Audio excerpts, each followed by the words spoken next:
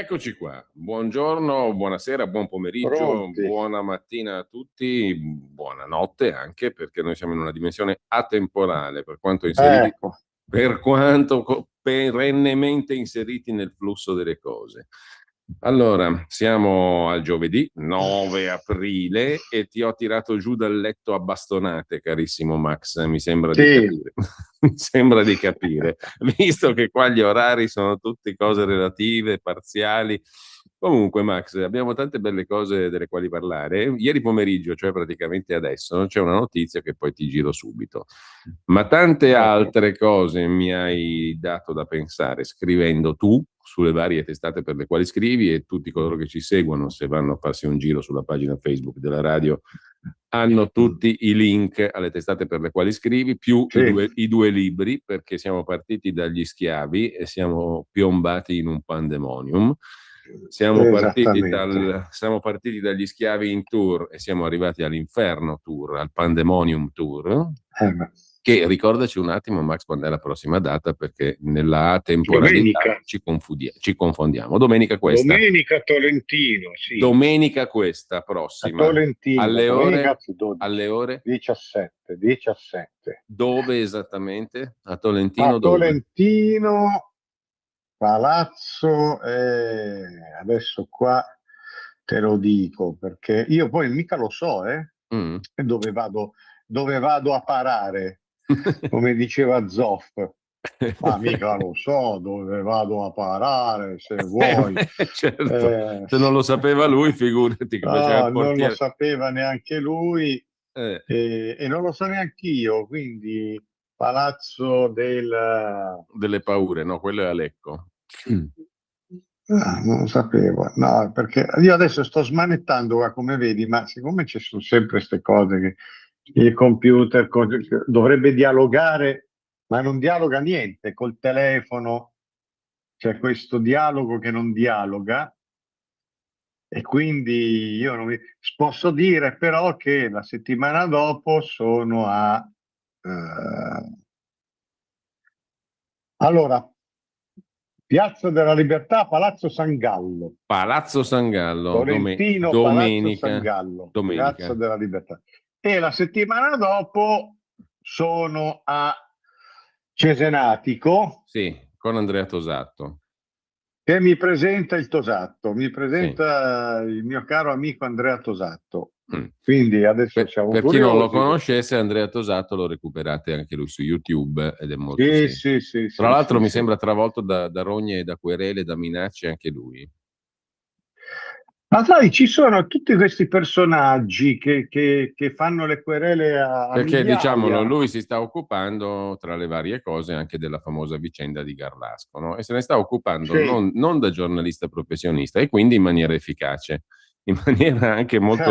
anche, anche molto corposa, aggressiva, efficace, giusto appunto.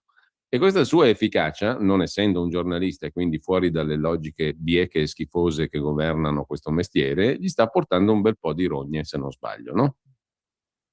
Sì, ma sai, dicevo, c'è tutta questo andazzo. E oggi sembra che per sentirti, per fare l'importante, devi fare le migliaia di querele, ma proprio a migliaia, a strascico, così, e poi dopo te ne vanti, Mm. e poi dopo lo dici, no? Cioè, più querelo, più sono... Io non capisco poi. Poi questa è tutta gente che di solito va a votare per il no. Sì, però non difendono la magistratura, difendono i propri interessi. Cioè, anche questo usare la magistratura come un taxi per dire adesso mi faccio 10 querele, mi faccio la casa, mi faccio la macchina. Non mi pare un grande andazzo democratico. Tra l'altro, quando succede, e succede sempre più spesso, da giornalisti a giornalisti, questi qua dicono che vogliono difendere la libertà di informazione, non capiscono che in questo modo gli pianti sulla bara un chiodo grosso così. Mm. Perché è proprio è incredibile. Poi bisognerebbe anche vedere, io ho visto uno su X, sai, tutti siamo pieni di questi imbecilli che non si sa neanche se sono veri trolli, bot che ti vengono lì, ti fanno la Mm. provocazione. Però dico, come fai tu? Gli dai del coglione e lo banni. E invece ho visto un dialogo, uno, sono avvocato, occhio che ho la querela facile, e quello insisteva, adesso ti chiedo 300.000, insomma alla fine quello là, che non si sa chi è, comunque è uno da sala bingo, no? Ah, le chiedo scusa, avete visto? A me non la si fa. Che senso ha? Star lì a voler fare il bullo con uno che ti viene a provocare. Mi sembra così un uomo maturo che si mette a litigare con un bambino che gli fa le boccacce. E c'è questo andazzo. Per Sì. cui è uno dei grandi portati pessimi dei social, perché con i social è facile insultare. Però, viva Dio, è anche facile purtroppo approfittarsene, no? Io faccio 5.000 querele, ma non ce l'hai una vita. No, però Cioè io ricevo 50 minacce, no, minacce, auguri di morte al giorno. Cosa vuoi fare? Quando muori perché non sei morto, ma il tuo cancro è turbo, mamma mia, no, devi stare lì a querelare il questa gente. Tosato le querele le sta ricevendo anche da gente alla quale non piace quello che dice lui. Sì, Mm. sì, sì, dopo sì, ecco, ci E sono sono anche quelli che... alcuni che sono coinvolti nella vicendaccia lì di Garlasco, no? Questo è Sì, chiaro. io questa cosa non la seguo personalmente. So che dopo Mm. ci sono naturalmente tutti i giri, i misteri, quello che è coinvolto, quell'altro. Però poi c'è anche gente che, a prescindere da quello, cioè può essere un Carlasco come potrebbe essere, che ne so io, la nazionale di calcio. Tu dici una cosa, arrivano e allora tu, infatti ce ne sono tanti, anche tra politici, cioè mi sembra totalmente incompatibile Mm. con un gesto di libertà, ma Comunque, anche di buonsenso, insomma, lascia perdere, comunque, ti mette a quel livello Il lì. Tosato, Andrea Sì, Tosato, lo trovate su YouTube facilissimamente, è anche molto simpatico, tra l'altro, è come no, molto c'è un sacco simpatico. di... Comunque, il Tosato ti presenta e ti Mi introduce presenta a Cesenatico. Cesenatico, però questo facciamo in tempo a dirlo anche giovedì prossimo. Il primo appuntamento è questo Sì, qua di domenica a Tolentino alle 17, Palazzo Sangano. sì, sono Ah. molto curioso C'hai di roba vedere. nuova? C'hai roba nuova? Sì, C'hai idee nuove per tutta nuova, domenica? A parte, era una tutta domanda nuova. retorica perché ogni volta che tu fai un appuntamento è tutto Sì, nuovo, tutto fondamentalmente. nuovo. Sono molto Oddio, curioso. c'è uno scheletro, ma poi cioè, ogni volta è uno spettacolo diverso. Sì, io dico sempre Io lo basta. chiamo Adesso spettacolo, poi non so se sia giusto.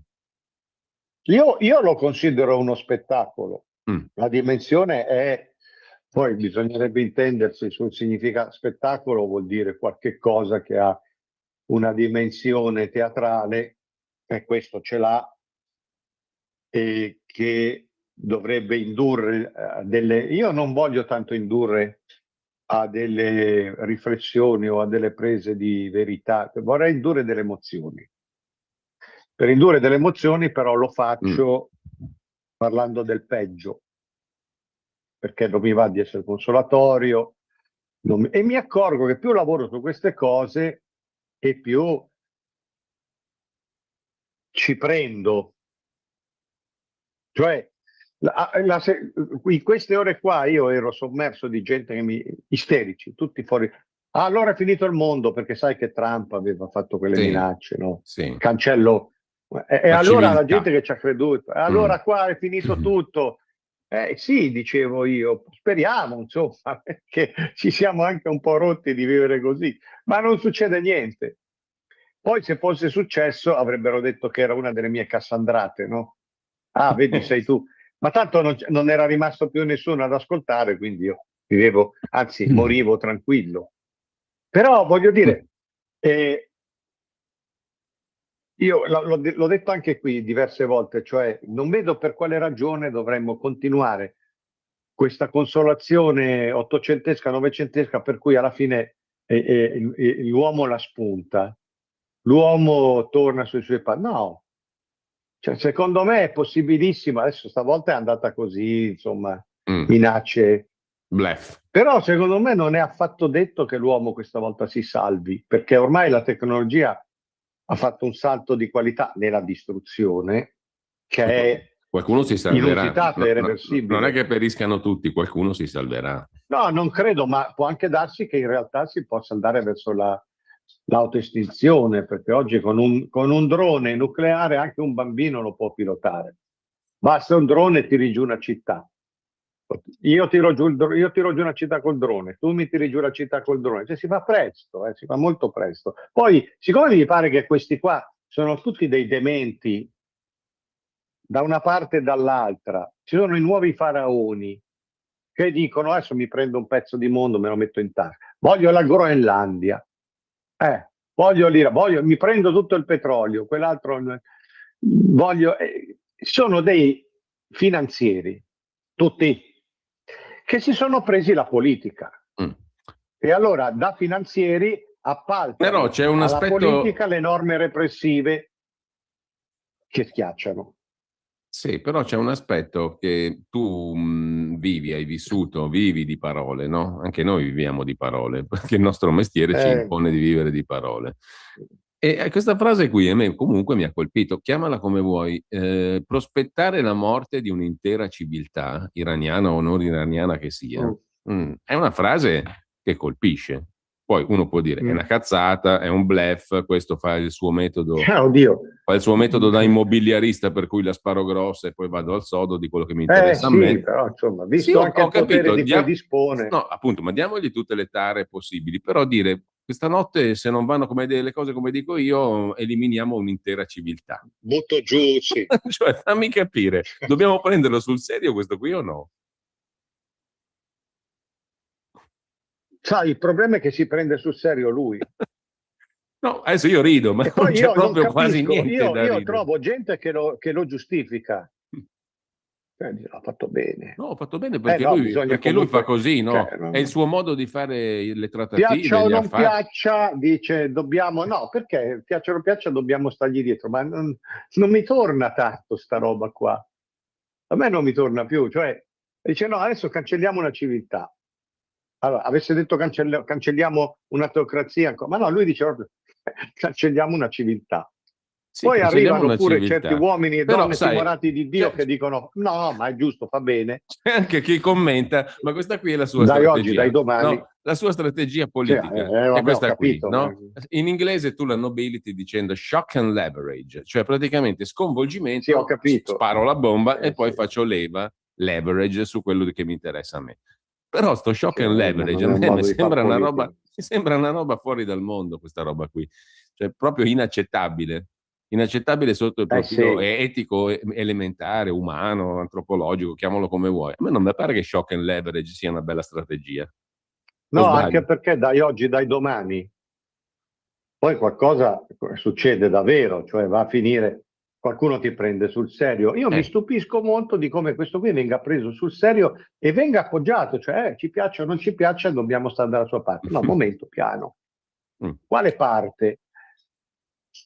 La stessa roba Israele, adesso io farò inorridire molti. Aspetta, però è andato fuori controllo questo qui. Di Israele te ne dico un'altra perché oggi pomeriggio, cioè ieri pomeriggio, perché siamo alle 9 mattina, è successo questo, c'è stato il più violento bombardamento israeliano dalla ripresa della guerra, 150 e passa aerei su tutto il Libano, in particolare Beirut, Sidone, Tiro, decine di vittime fra i civili. E una colonna italiana dell'UNIFIL è stata bloccata dall'esercito israeliano, l'IDF. Sì. I colpi di avvertimento hanno danneggiato un veicolo italiano, il ministro Tajani ha riferito alla Camera e ha detto che chiederà al ministro, o meglio, chiederà a Israele, convocherà immediatamente l'ambasciatore israeliano in Italia per ciò che è accaduto, eccetera. Dopodiché ha detto Tajani, Israele non ha alcuna autorità per toccare i militari italiani. Sì, però lo fa. Però lo fa. È stato colpito. Ma non sono i militari italiani poi. A Pasqua ha fatto una strage di bambini, cioè quell'altro suo, il Papa che ha appena detto datevi una calmata, gli ha fatto subito una strage, 10 bambini sotto le macerie. Allora questo è finito. Il Libano è fuori da ogni tregua, trampiana o non trampiana, è tutta un'altra roba. Sì, ho capito, ma lì vedo che anche le tregue sono molto così, molto parlate, molto teoriche. Mi pare che c'è questa escalation che poi, a parte il fatto, ecco, questa è una cosa che io dico, c'è una sezione molto lunga di questo monologo dove parlo appunto dei bambini che mi sembra che siano mai come in questa fase dove noi scoppiamo di diritti, di parole inclusive, di scrupoli, bisogna aspettare tutti, uno che ha 120 kg e 2 coglioni da toro da monta è una donna, bisogna rispettarlo, è una donna, se no si offende, si traumatizza. Sì, tutto bello si fa per dire, però poi sul fatto che i bambini vengono spazzati via all'ingrosso, sono effetti collaterali. Io vedo che questi bambini o li fai fuori con i droni, con le guerre, proprio in quantità industriali, o con i farmaci, gli dai 40-50 vaccini tutti insieme, così crescono subito malati, infrolliti, non si riprendono più, o li mandi nelle cave, nelle miniere, o li assecondi nelle loro pulsioni peggiori, cioè convinciti che c'hai il sesso sbagliato, devi cambiare sesso, allora questi si amputano a 13 anni, a 15 anni, si bombardano di ormoni, diventano pazzi, si suicidano o fanno delle stragi, li portano via. Le famiglie, è un periodo che le madri, vengono fuori madri che uccidono i loro figli, quella che se l'è portato in giro per 8 ore nella macchina, cadavere, madri che li buttano dai balconi, li portano via le famiglie, li portano via dai boschi perché devono diventare alienati come gli altri. 30.000 bambini ogni anno solo in Italia portati via le famiglie. Ma possibile che sono tutte famiglie scointernate queste qua? Allora c'è una sezione molto lunga, tant'è vero che dura più di 7 minuti, naturalmente sono 3 o 4 brani diversi che io leggo, però scanditi dall'adagio di Albinoni, che è questa melodia così dolente, così struggente, perché mi serve quello. Io cioè non ricordo, vabbè, 60 anni non è niente, però io anche storicamente che venga dato così per scontato questo macello sistematico dei bambini, tutti i giorni, dappertutto. Poi c'è la faccenda di Epstein, cioè servivano alla pedofilia globale degli ultrapotenti, dei padroni della tecnologia. Poi c'è mai come adesso tentano di rapirli dappertutto, dai supermercati, dai parcheggi. Un pakistano si è infilato negli spogliatoi di una squadra sportiva minorenne. Che fai qua? Vuoi a portare via? E poi dice, beh, però non ce l'ha fatta, è andata bene. Non è andata bene. Li portano via e non si trovano più perché? Perché devono alimentare il traffico della pedofilia globale, perché devono alimentare il traffico d'organi, perché questi poi li squartano, li sventano. E mi sembra tutto molto dato per acquisito, dato per scontato, dato per normale, normalizzato. Per cui il pandemonio è questo qua. Ecco, voglio fare un piccolo passo indietro, no? Perché ci sono, allora a me piace anche mettere un po' i puntini sulle i, dico la mia per come la penso, tu dici la tua e siamo due che tutto sommato non se le mandano a dire e non le mandano a dire per fortuna a nessuno. Però tornando a questo episodio qui, ha preso la parola dopo il ministro Tajani, anche il ministro della difesa Crosetto, no? Il quale si è molto molto incazzato per questa storia del veicolo Lince che è stato colpito sotto bandiera dell'ONU, colpito da Israele, no? Dall'esercito israeliano. E il ministro della difesa Crosetto ha detto, esprimo la mia più ferma e indignata protesta per quanto accaduto stamattina, solo lievi danni ai veicoli, non ci sono feriti, ma fino a quando è inaccettabile che i militari italiani... No, è inaccettabile che i militari italiani impegnati sotto bandiera delle Nazioni Unite con compiti esclusivamente di garanzia della pace e della stabilità vengano esposti a situazioni di rischio da parte dell'esercito israeliano. La messa in pericolo di convogli identificati con la bandiera dell'ONU non può essere tollerata. Ora però, io ci vedo qui in tutto questo discorso che avrebbe potuto fare un Gentiloni, avrebbe potuto fare un Draghi, uno qualunque, ci vedo anche una dose di ipocrisia enorme, perché quanti decenni è che noi abbiamo la missione lì dell'ONU con gli italiani in Libano? Quanti decenni sono che questi qui hanno assistito all'armarsi di Hezbollah finanziati dall'Iran senza fare niente per ottenere la famosa pace, no? Garanzia della pace e della stabilità? Questi qui si sono turati occhi, orecchie e tutto per 30 anni e adesso appena una bombarella gli sfiora il carro armatuccio diventano scandali. Queste sono tutte parole che volano, sono tutte chiacchiere. La verità è che poi noi non contiamo niente. È inutile che esprimano ferma indignazione. Quindi Israele va avanti dove gli pare. aprono un fronte di guerra al giorno. Scusami, Finito lì, andiamo di là. io te la dirò brutta, però Israele, secondo me, ha tutti i diritti di coltivare la propria sicurezza nelle modalità che Sì, ritiene. certo, siamo Perché d'accordo, l'abbiamo sempre da detto. quando è nata nel 48, gli hanno detto te devi morire subito, il giorno dopo. E questi qui Va vivono bene. in queste condizioni. Quindi, che a me il ministro Crosetto mi venga a dire che, che non dovete, perché mi avete sfiorato il carro armato, a me fa un po' ridere. Capisci? Cioè, in Sì, quel però questi contesto lì qua, mi fa un po' ridere. qual è il confine tra sicurezza e Se io ho un vicino di casa che tutti i andare giorni per oltre e 40-50 tirare anni, giù tutto quello che si trova? sì, però se io ho un vicino di Per quello che casa dico che si sono da finiti 50 tutte le anni, ragioni, però, eh. allora io mi sono comprato casa Eh, e me la sono comprata perché me la meritavo. Mi sono comprato casa e il mio vicino di casa da sì. 50 anni mi dice te devi morire, io ti ammazzo, te sfondo, te No, distruggo. perché sì, vicino di casa sì, però se Ho io butto giù capito. tutto il quartiere con tutti i bambini, butto giù tutto quello che trovo, No, no, ma io pure quelli che non c'entrano, i vicini, l'Italia, così. Cioè, tra ti l'altro, vengo questa anche dietro, però secondo me la questione andrebbe limitata alla sicurezza di Israele e da quel punto di vista io ritengo sì, che ma loro questi non. possano fare un po' quello che gli pare, Io perché non so se mi spiego, ma poi ti seguo sì, ti sul fatto, spieghi, diciamo, però io penso che qui non sia più una questione di sicurezza a questo punto. no, ma fa ridere il nostro discorso di sicurezza. Tu mi hai sfiorato il carro Sì, il armato, dai, nostro non facciamo discorso fa ridere. ridere per definizione. Quello che io vedo è che non c'è più un fermarsi, un prospettarsi delle conseguenze anche da un punto di Ecco, e vista, questo è un non dico altro piano. umanitario, umano. Su questo hai ragione, perché Poi poi c'è un altro discorso più cinico, andiamo al discorso di prima, a zero una civiltà, cioè sono quelle cose cioè qui, a zero no? la civiltà. Cioè, no, ma a questo punto, oltretutto, o la zeri sul serio, cioè fai fuori 2 miliardi di persone, oppure tiri su una nuova generazione, 2 miliardi di persone ancora più incazzati, inferociti, fanatici, Mm. che anche loro, avendo le tecnologie, possono raggiungere dappertutto chiunque. Cioè questa strategia qui serve anche a esaltare della gente già esaltata di suo, non se ne esce. Io, tanto per comunque concludere questo discorso, al di là Sì, delle sfumature e delle posizioni, sì. continuo, quando mi dicono e mi dicevano ma cosa succede? Allora finiamo stanotte, ci diciamo addio, finiamo, perché poi la gente fa la spiritosa, fa i meme, però c'ha paura. No, dico, non credo purtroppo, credo che non sia, però nessuno mi Te assicura. ci hai cacciato il purtroppo. Mm. A me dispiaceva perché avevo da fare due spettacoli, dico, non faccio tempo a farli con tutta la fatica. Però nessuno comunque ci assicura che questa volta noi, come genere umano, ci salviamo.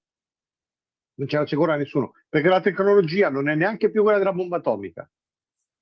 Ha fatto dei passi nel senso della distruzione facile, del controllo. Adesso vedi che già si ricomincia a parlare di chiudere Sì, sì, sì. perché per la benzina, per l'energia, il lockdown, poi ci sono quelli che tirano fuori la meningite, il contagio, il morbillo, cioè vedi ci sono tante spinte ancora, si parla di lockdown già tranquillamente e adesso ne parlano, la cosa rispetto a 5 anni fa è ancora molto più facile perché la tecnologia è andata avanti ancora, quindi chiudere tutti, mettere tutti a TSO, mettere tutti, è molto, o staccare a tutti i social, la possibilità di pagare, la possibilità di approvvigionare, è ancora più facile di prima rispetto a 5 anni fa. E questo a me preoccupa molto perché vedo che non c'è più, cioè pandemonium è la fine Sì. della coscienza. La fine della coscienza non è solo la fine della distinzione tra il buono e il cattivo, cioè ho una coscienza e la. No, no, è proprio la fine della coscienza come consapevolezza. Cioè ci rendiamo conto dove ci stiamo cacciando o no? Perché poi arrivano questi qua, questi TIEL, questi Palantir dell'intelligenza artificiale, fanno tutti dei discorsi, mescolano dentro tutto, mescolano l'idealismo, mescolano Platone, mescolano cattiva religione, esoterismo e dicono la tecnologia è il male, però quella degli altri. La tecnologia degli altri è il male, la mia salva, ma non salva niente, perché quella tecnologia lì è proprio quella che A consente la distruzione facile, B consente la deresponsabilizzazione facile, C chi la inventa è il primo a saltare perché quel tipo di intelligenza artificiale soppianta soprattutto loro, no? Adesso è venuto fuori che si salvano solo gli omini dei tubi, quelli che aggiustano le cose dure, le cose concrete, tutti gli altri saltano. Allora questo arriva qua e dice no, no, ma la tecnologia sì è il male, però vi salvo io. Non salvi niente. Cioè, è un'umanità che secondo me va sempre più verso la condanna di se stessa. Che tiri fuori il preconcilio, la messa in latino, la cosa tridentina. No, no, c'è questa tecnologia qui che fa quello che vuole, va da sola ormai. Poi a me dà fastidio molto che adesso si possa fare tutto, cioè ti fai scrivere le lettere, ti fai scrivere gli articoli. Io mi ribello a questo qua, ma per un fatto proprio di amor proprio. Ti fai scrivere, cioè, se la tecnologia No, ma evita anche di perché lavorare per siamo, te, vuol dire che tu evita anche la tua responsabilità. no, siamo anche arrivati a un punto in cui è difficile distinguere poi l'originale dal Sì, tecnologicamente generato, no? Perché questa sì, tecnologia imita gli stili, imita gli stilemi, imita le modalità, imita anche a volte le sfumature psicologiche. Quindi, diciamo, tu puoi copiare sì. benissimo E siamo solo all'inizio, e siamo solo all'inizio, diciamo. Quindi diventerà estremamente difficile distinguere Allora, cosa l'originale. succede? Cosa succede se viene fuori un filmato che ci sono io che faccio una strage di bambini in un parco? Quello lì sono io o non sono io? Cioè, può benissimo essere che non sono io, che è Mm. una Allora, elaborazione della tecnologia digitale, però posso anche essere io che lo faccio e poi dico no, quello Siccome, non sono, siccome, è siccome sto, un'invenzione. siccome sto leggendo un libro del quale parlerò settimana prossima, di Piero Laporta sul caso Moro, Raffiche di bugie a Via Fani, e Ah, il secondo libro che ha scritto il è generale quello che dice Laporta, che non è sì, stato portato via in via è Fani. stato intervistato anche da Silvana De Mari qualche tempo fa. Sì, sì, infatti lo so, lo so. Questo libro è eccezionale, è un libro che va letto assolutamente, Raffiche di Ce bugie a l'ho, Via ce l'ho. Fani. Allora, io ci hanno fatto credere che Moro fosse in Via Fani. Tanti elementi oggettivi messi in fila in maniera logica, rigorosa, ci fanno credere che non sia mai stato in Via Fani Aldo Moro, che quindi non sia stato rapito dopo un conflitto a fuoco nel quale lui era seduto sulla Fiat 130, mettendo insieme elementi di fatto. Allora, e sia stato portato invece in elicottero in Toscana. Ne parleremo con l'autore del libro che ha messo in fila una serie di elementi. Tra l'altro Paolo Guzzanti fa la prefazione al secondo libro di Laporta sulla responsabilità dei magistrati in questa vicenda Moro e assevera quanto ha scritto Laporta, no? Considera da presidente della commissione di inchiesta Mitrochin, come fu il senatore e giornalista Paolo Guzzanti, considera gli elementi messi in fila dalla Porta estremamente seri. Quindi tu immaginati cosa potrebbe succedere se ci hanno fatto credere, se è stato possibile manipolare la verità a quei livelli sulla vicenda Moro, cosa può essere generato dall'intelligenza artificiale che dicevi tu. No, No, veramente tu non c'è più immaginati confine tra il possibile e una via Fani l'impossibile. ricostruita ad uso del popolo bue dall'intelligenza artificiale. Dobbiamo fermarci un attimo però, Max, perché abbiamo il primo blocco e poi dopo ci risentiamo tra pochissimi minuti. Come sempre lo amiamo, lo amiamo. Stai ascoltando Radio Libertà. la tua voce libera, senza filtri né censura. La tua radio. Lo amiamo perché ci offre sempre le cose più buone e naturali. Linea Alberto Acerbis. Anche tu hai difficoltà a digerire, soprattutto nei cambi di stagione, bruciore di stomaco, mal di stomaco, gonfiore dopo i pasti, alitosi, potrebbero essere tutti problemi digestivi. Noi oggi abbiamo la soluzione per voi, il nostro Gastro Free, il nostro integratore, il nostro protettore naturale dello stomaco alla bava di lumaca. La bava di lumaca che va proprio a creare una barriera protettiva sulle mucose di stomaco ed esofago. Volete provarlo? Un flacone 24 euro, ma stamattina chiamandolo 030 68 40 408 un'offerta speciale straordinaria.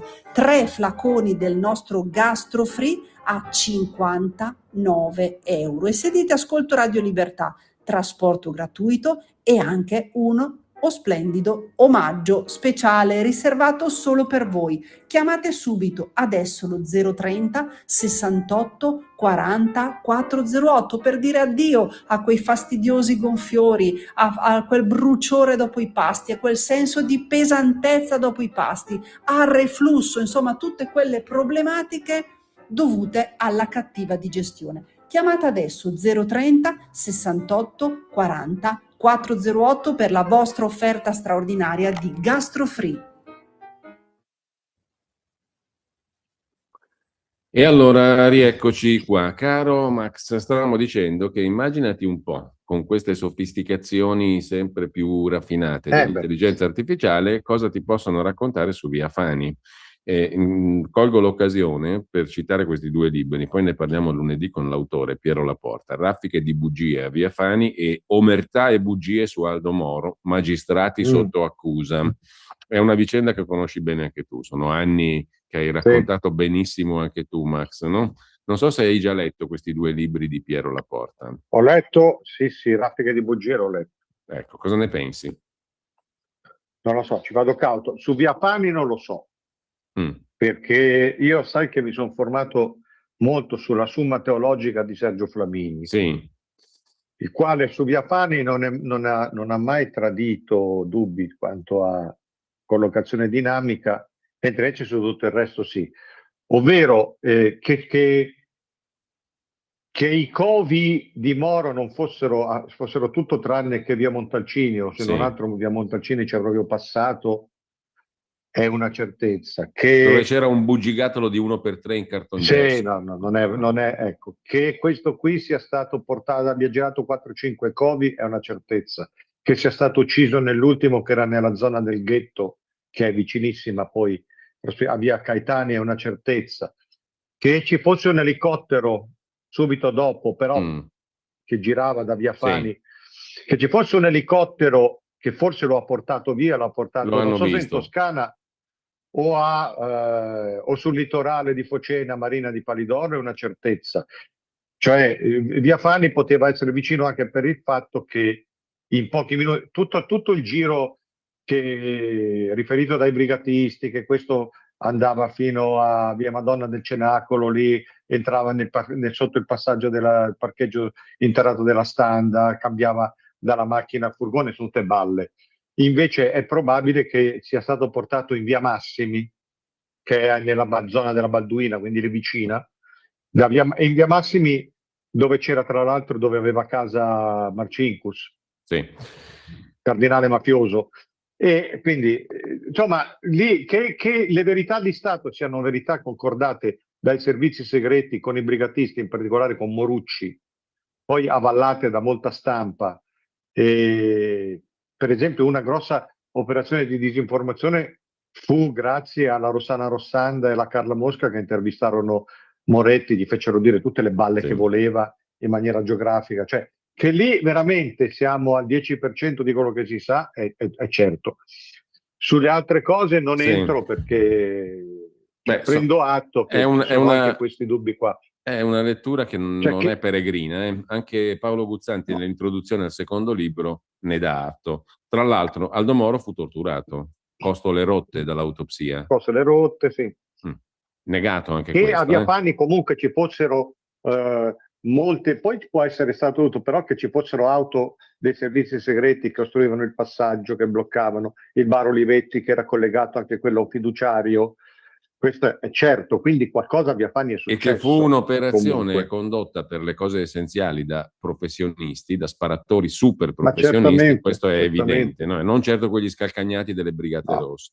Ma fa ridere questo qua. Si sapeva che era venuta gente, si ipotizzava anche qualcuno del Mossad, si è ipotizzato professionisti che venivano dall'est, in particolare dalla Cecoslovacchia. Sì, in particolare anche dalla Cecoslovacchia, dove esistevano dei campi di formazione per i terroristi rossi europei, italiani in particolare, e dove risulta fossero stati sia Moretti, sia altri, quindi poi lì ci sarebbe anche tutta la faccenda dell'Iperion, ma qui veramente ci addentriamo che non basta una settimana. Certo. Comunque ne parleremo con Piero Laporta. E se tu a proposito faccio delle conferenze su queste cose quando mi chiamano. Ecco, poi magari sarebbe interessante farci una chiacchierata a tre con il generale Laporta, una volta Io sono che qua. abbiamo rotto questo argine, ma ci organizzeremo.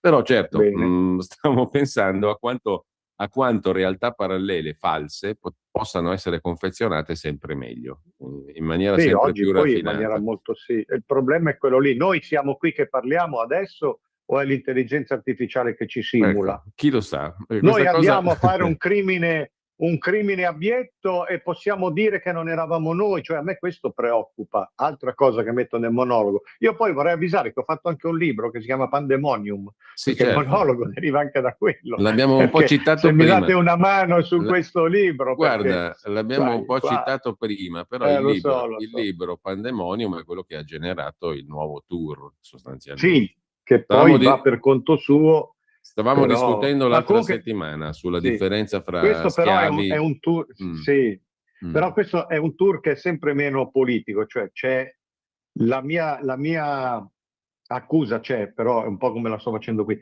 non è più tanto politica, ma è umana, cioè è uno spettacolo sull'ingiustizia intanto e su quelli che sono rimasti indietro. Perché oggi tu senti dire, ma se non vi va bene, insomma, tornatevene, arrangiatevi, è il mercato, è la finanza, bisogna stare con quello, bisogna stare con Trump. Mm. Io vedo che qui c'è un pugno di autocrati, non distingo molto, sì, alcuni formalmente eletti come Trump, altri eletti da far ridere come Xi o Kim o Putin. Eh, Però non cambia per il fatto che questi sono dei finanzieri, Trump lo chiamano il tycoon, ma non è neanche il più ricco, Putin è altrettanto ricco, sono dei finanzieri che con la finanza totale globale si sono comprati gli stati e siccome sono circondati da una massa di tecnocrati, i Thiel, i Musk, fanno letteralmente quello che vogliono. La politica gli serve perché gli appalta tutta la legislazione, la burocrazia punitiva che poi ti schiaccia, ti chiude. La finanza comanda. Adesso vedi, è di ieri la notizia, era uscita sulla Verità, poi l'hanno ripresa in tanti, che Pfizer ha smesso le sperimentazioni sul vaccino Covid perché non trova più volontari sani disposti a fare da cavie.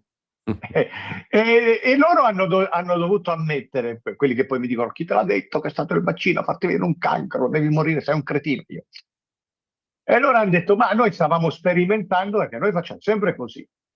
Noi abbiamo fatto questa roba, non sappiamo come va, quindi cerchiamo delle cavie umane, sane, per vedere cosa gli succede.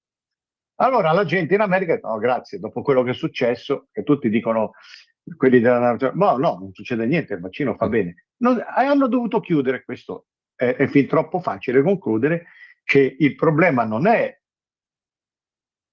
la salute globale che sta a cuore. No, il problema è lanciare dei prodotti. L'ha detto un fuoriuscito di Pfizer, uno di questi del giro grande amministrativo, cioè a noi interessano i mercati, a noi interessavano i prodotti per nuovi mercati, non la salute. Adesso questo se ne è uscito, allora può parlare, se no lo facciano fuori. E siamo sempre lì. Siamo sempre lì. Allora io perché non le devo dire queste cose? Visto che ho anche un'esperienza, diciamo, sul campo. Lo spettacolo è su questo, però veramente lo spettacolo credo che sia emozionante, perché va bene che dico le cose cupe, noiose, però insomma, se no andiamo sempre a parlare di corona, di signorini, a me interessa tanto e quanto questa roba, non è che mi interessa molto. E allora, Cioè, per prepararsi a Tolentino e poi domenica e poi successivamente a Cesenatico, il 19, il 19 è sempre una domenica, giusto, no? È una, cioè, tutte e due io Sono faccio tutte le e due domeniche domeniche, fai le pomeriggio. domeniche, fai le prediche della Tolentino è una domenica. località storica. Tolentino questa Napoleonica. domenica Sì, e poi sì, Cesenatico. Allora, prima roba sì. lo trovate su Amazon il libro, c'è anche Beh, sì, c'è anche nel post sulla nostra pagina Facebook. Quindi sì, il sì. nuovo libro è Pandemonium e ha generato questo nuovo spettacolo. ed è centrato sempre di più, come ci spiegavi benissimo l'altra volta, anche sulla questione delle coscienze individuali, no? È una cosa che parla alle coscienze individuali Sì, per sì, cercare se se esistono c'è ancora. ancora, per cercare se Io esistono. ne trovo, ma sai, forse ci sono, io mi sono accorto questo, che la società degli Un onesti, novello Diogene, cerco l'uomo. ma insomma, forse lo cerchi, però poi ti spaventi da cosa trovi. Appunto. Io vedo che la società degli onesti, diciamo pure la società delle brave persone, facciamo un po' di moralismo retorico, Mm. però la società delle brave persone non c'è più, ma non perché non ci siano più le brave persone, perché le brave persone si nascondono, hanno paura e hanno ragione di avere paura, cioè vengono spazzate via, vengono isolate, vengono mortificate, vengono querelate, vengono tolte dal gioco, perché tanto oggi ti fanno ti organizzano una gogna e tu sei fuori. Guarda adesso, la Meloni non ha esattamente i nostri poteri, sa difendersi, si difende male però. Guarda quello che le hanno fatto, la porcata che le hanno fatto su sta roba di quel mafioso, Sì, lei ha fatto il Gioacchino selfie 6 o Amicoli, 7 anni fa, no? Questo qui ha fatto selfie con tutti, con Favino, con tutti quelli della sinistra, dava al Grande Fratello, ha beccato solo lei. E lì ci vuole poco e stanno facendo veramente una cosa maialesca, porca, perché stanno a dire questa qui che ci faceva, ma come che ci faceva? Dai, su. Quindi è molto semplice. Una volta con i giornali sì, sparavi la foto, però dovevi insistere, ma adesso la potenza dell'immagine moltiplicata in un social che ti fa 50 milioni di visualizzazioni, e lì c'è una roba, anche perché poi quelli in malafede cosa dicono? Sì, vabbè, non l'avrà conosciuto, non sarà lei, sarà l'intelligenza artificiale, però intanto nella foto c'è lei. E l'idea dell'immagine travalica ogni questione logica, razionale, fattuale, però intanto quella è lei. Senza considerare l'oscenità, come tu hai scritto sul tuo Substack, di tirare dentro anche un padre delinquente che però, quando ha perso i contatti con la figlia, Cazzo. cioè con Giorgia Meloni, la bambina aveva 11 anni, Giorgia.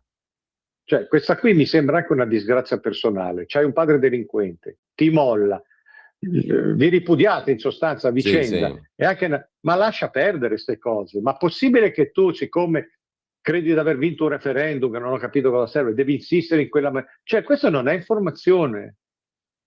Qui non c'è più decenza. Dopo dicono, se un giornale chiude, perché sai che il Fatto Quotidiano sta lì.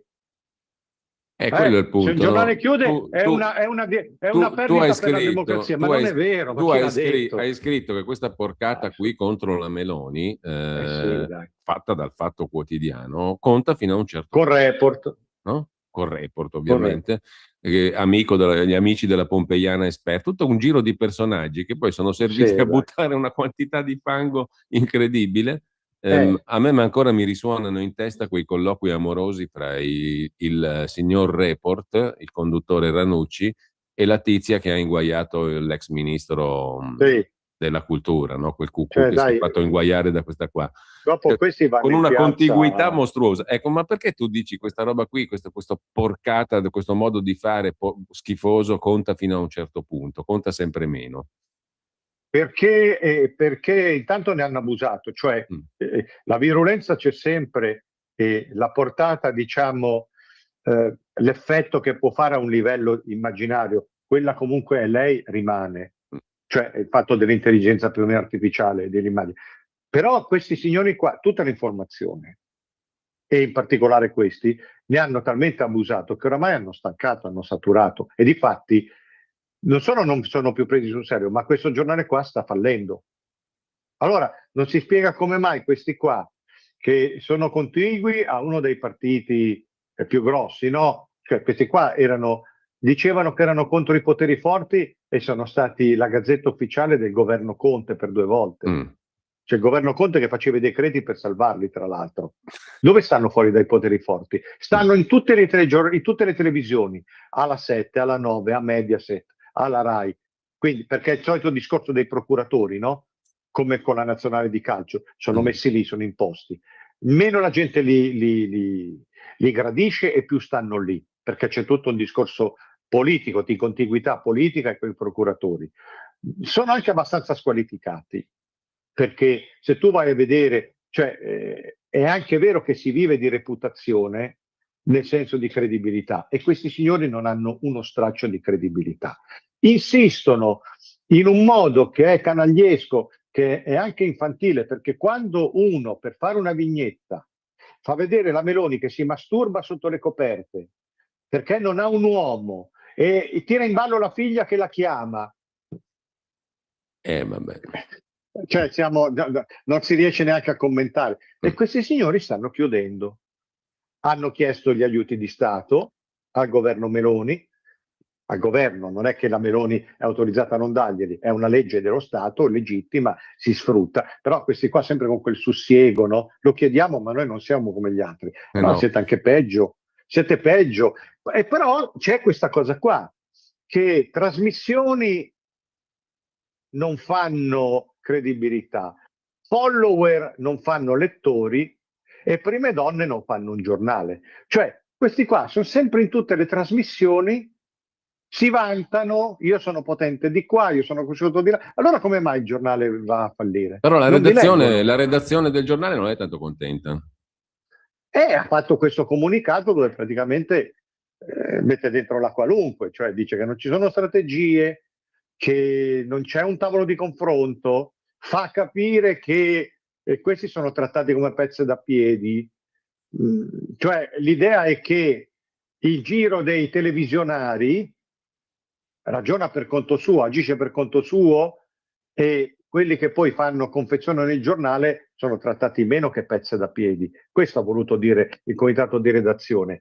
Cioè lì il problema è quando io ho fatto fatica a chiamare i giornalisti, ma insomma chi lavora per un giornale non lavora per il giornale, ma usa il giornale per i propri scopi. Ecco, però e lì prima o dopo queste cose finiscono. Stiamo parlando comunque appunto di un giornale, una testata che vende poco comunque, no, in assoluto. Se fino a 10 anni fa avevamo in testa tot copie, questi qui sono giornaletti da niente. Ecco, come si spiega allora che ogni come giornale raddoppia il venduto, cioè è la metà, perché il resto sono balle. Ma quindi come si spiega come si spiega il presunto peso politico mediatico di queste robe qua e dei loro vertici, i direttori, i Travaglio, i Gomez, tutta sta gente qui? Come si spiega?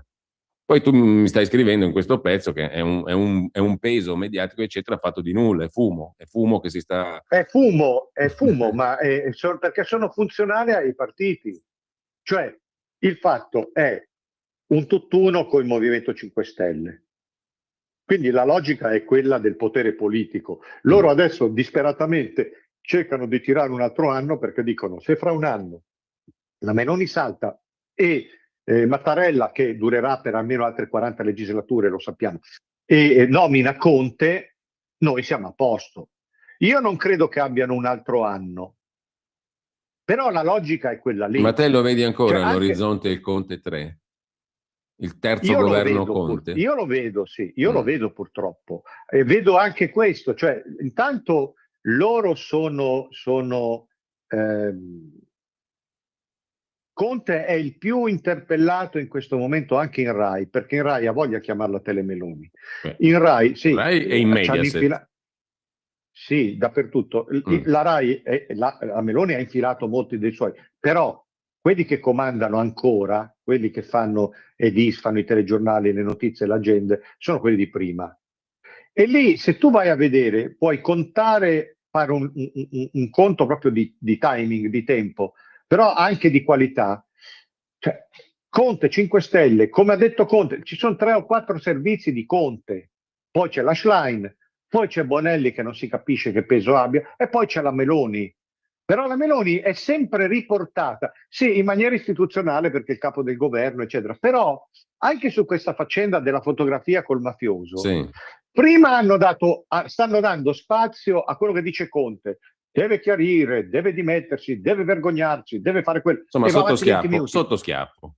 Dopodiché riportano che la Meloni ha fatto un comunicato social, lo riportano però come a dire, sì, ma chi le crede a questa qua? Appunto, è notevole, perché si capisce la debolezza di un governo. Sì, Poi ci sono tutte le tecniche anche perché quelli non sono errori, cioè la riprendi con una luce sbagliata che sembra cadaverica, fai il fermo immagine con lei con la bocca aperta, con gli occhi che vanno in su, mentre invece Conte è sempre perfetto. Io quello che si ipotizza, per quello che sta spingendo, Travaglio, che è un altro che ha una disinvoltura clamorosa, lasciamo perdere i sottopancia, ma lui un giorno dice che Trump salva l'umanità, il giorno dopo dice che è uno stragista. Un giorno dice che col PD mai, e poi bisogna fare col PD, e poi col PD ancora mai. Adesso è ritornato a dire no, vediamoci, parliamo, crede lui di fare, perché c'è anche in agenda questa cosa di unirsi, federarsi, cioè fare un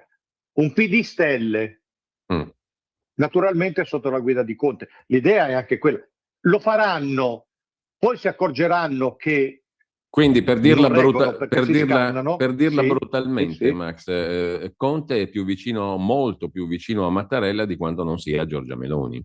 Sono sicuro. Sì. Cioè, o è Mattarella che è più vicino a Conte, perché Mattarella capisce che non può investire sulla Schlein, ma investe su quello lì. Però c'è un'altra morale della favola che ti sottopongo, non so se la condividi. Questo vuol dire che se tu accarezzi il deep state del quale non fai parte, prima o poi vieni fottuto. Quindi, diciamo, cercare di ingraziarsi il Mattarella, il deep state, i poteri che contano, non è stata un'operazione fruttuosa per Giorgia Meloni. O sbaglio? Ma allora, io credo probabilmente che lei non so se ti avessero fatto credo, non so se ti avessero credo fatto che lei vivere. al deep state non ci sia arrivata mai. Sì, cioè, ma essere accomodante, non dare fastidio troppo. Allora, sul fatto di essere stata troppo morbida, troppo ambigua, troppo camaleontica, io lo dico dal primo giorno. Alla fine è un po' come se tu avessi comunicato a chi ti ha votato, sì, insomma, io però non vado fino in fondo. Non vado a dar fastidio a nessuno, non c'è dubbio. Cioè io, lo avrò detto tante volte anche qua, cioè alla fine se non hai la forza di farlo il Presidente del Consiglio, insomma, non lo fare. Anche il fatto che abbia tenuto dentro certi ministri, certi personaggi, io non credo affatto che lei sia ricattabile. Lo è nel senso che se non prendi quello, quell'altro, arriva il La Russa della situazione e ti dice ti mando a catafascio tutto a Milano, dove sono forte. Arriva Forza Italia e ti dice ti tolgo la fiducia. Arriva gli eredi Berlusconi.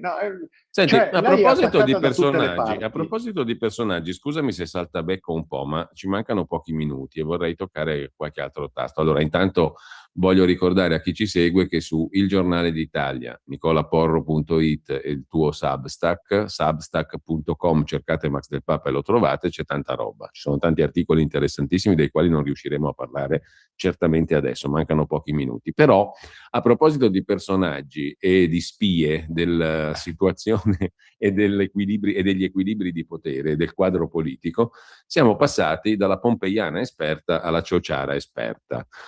Allora, vicenda Piantedosi.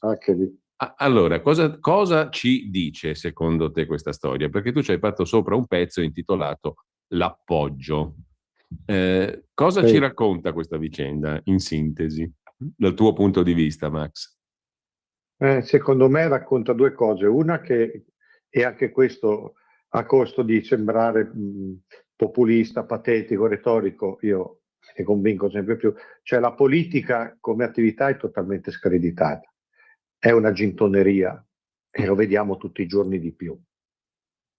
E poi che queste pratiche, perché vabbè, l'amante, insomma, ci sono sempre state, però adesso è proprio esibita, è una gintoneria. È una roba senza limite. Dice, ma Piantedosi può averla l'amante. Ma sì, ma è un fatto di stile, è un fatto di decenza. Poi dopo sei ricattabile perché vedi, questa qui ha cominciato subito come quell'altra. Cioè, se tu prendi queste ragazzine qua e le metti a parte di certi segreti, di certe situazioni, quelle ti ricattano, ti sfasciano il governo. E questo succede talmente di continuo e poi è trasversale.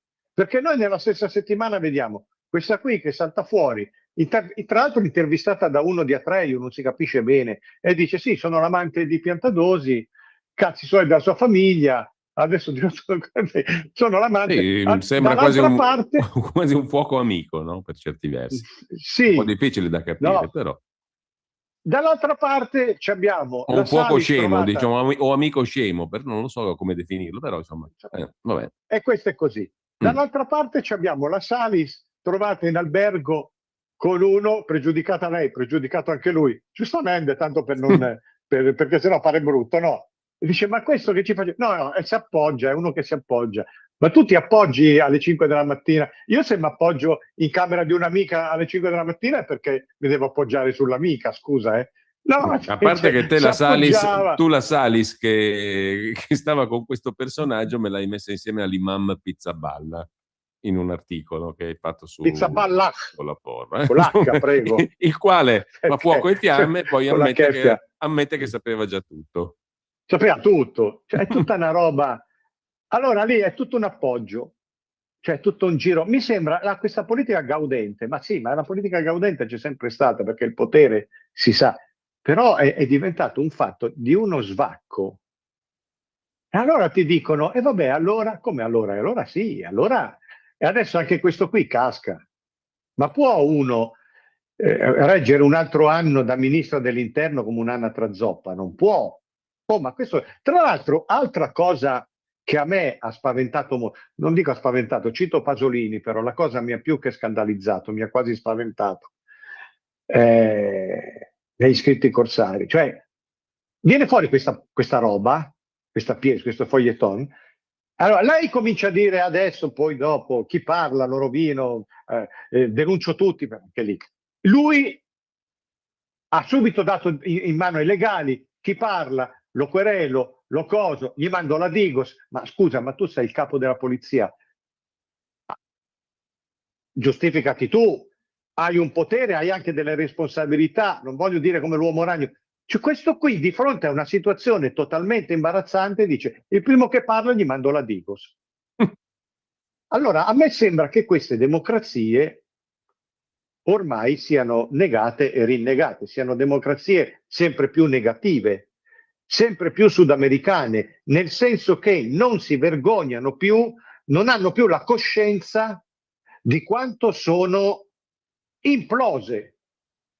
Cioè, di democrazia c'è rimasto giusto, ma neanche il fatto del voto, il rituale, la coreografia, andiamo tutti al referendum, andiamo tutti al voto, ma finisce lì. Un ministro di polizia che dice il primo che parla, io gli mando la polizia. Io capisco che poi ci sono quelli che fanno le porcate, c'è il fatto, c'è Dagospia, c'è quello, c'è quell'altro, e vabbè, e non si fa, però è anche un po' il gioco democratico, l'informazione fa anche questo, cioè adesso noi diciamo che il fatto fa delle porcate perché le fa come altri peraltro, però l'informazione è anche un lavoro sporco, nel senso che quando viene fuori una situazione di imbarazzo, di potenziale ricatto, perché questa poi l'ha tirata fuori lei.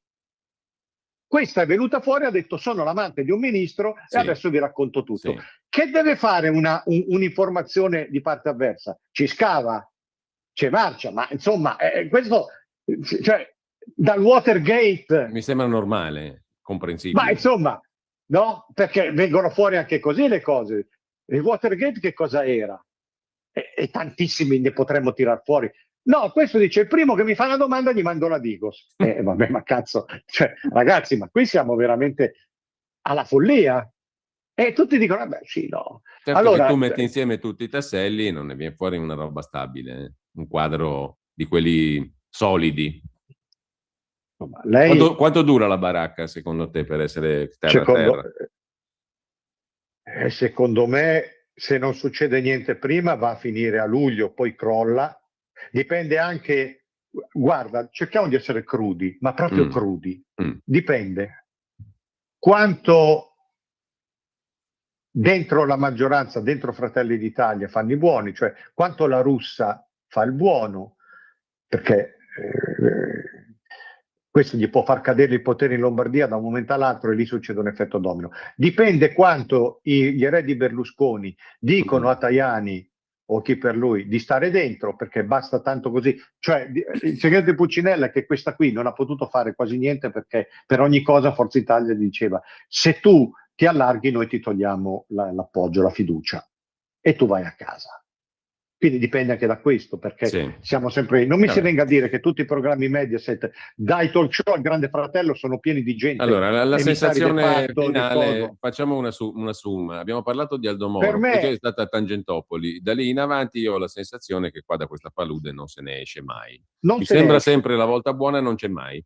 Non c'è mai. Per me, se non succede niente, lei dura fino all'estate e poi dopo va a casa. Interim a Draghi e poi dopo Conte. Se succede qualche altra cosa legato alle mattane di Trump, all'energia, al coso, va a casa anche prima, perché comunque è fragilissima in questo momento. Allora, Max, dobbiamo salutarci qua, però voglio chiederti due cose velocissime, proprio velocissime, della serie Che fine fa?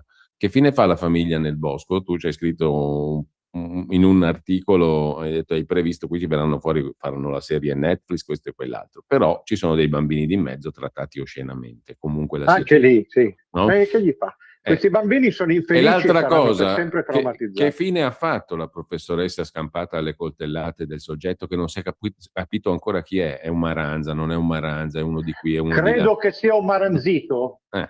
cioè uno di origini sudamericane. Ecco, perfetto. Che fine farà quella lì che ha detto i ponti, torno domani, Allora, bisogna quella capirlo. lì, ma qui la butto io così, cioè tra il serio e la Cassandrata, però quella lì verrà candidata col PD.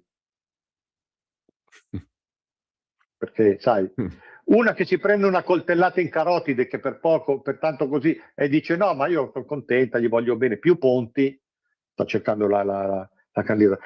E la famiglia del Bosco, allora, che ormai l'hanno distrutta, la famiglia l'hanno distrutta.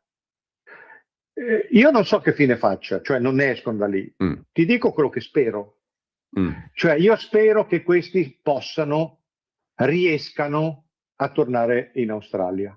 Allora, Max, dobbiamo con salutarci. Tutti i loro difetti, proprio... perché tu lo sai sì. che io questi qua li considero dei malenghi, però se vogliono sì. salvarsi devono avere la possibilità di andare via da questo paese. Concordo, ci salutiamo, ricordo domenica Tolentino alle 17, Palazzo San Gallo, Pandemonium Tour. Max, alla settimana prossima. Un abbraccio a te e un saluto a tutti. Prossima.